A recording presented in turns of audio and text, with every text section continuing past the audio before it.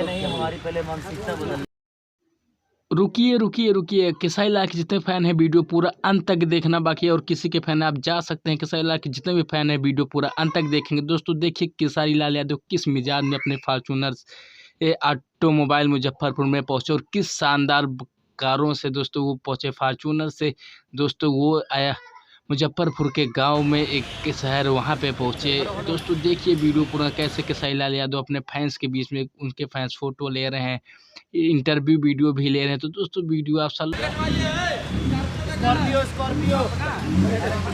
तो दोस्तों मुजफ्फरपुर में दोस्तों वहाँ पे केसारी लाल यादव थे, और उनके मैनेजर जो हैं विवेक सिंह थे, और साथ में दोस्तों पवन पांडे भी और अखिलेश कश्यप जो कि भोजपुरी के जाने माने राइटर हैं दोस्तों। और वहाँ पे मर चुके हालत में दोस्तों केसारी लाल के दूसरे मैनेजर सोनू भी ही थे दोस्तों। केसारी लाल वहाँ पे तुरंत फ़ौरन निकल गए। उसके बाद दोस्तों केसारी लाल के शूटिंग का वीडियो था दोस्तों, वो शूटिंग करने के लिए मुजफ्फरपुर से डायरेक्ट निकल गए थे दोस्तों।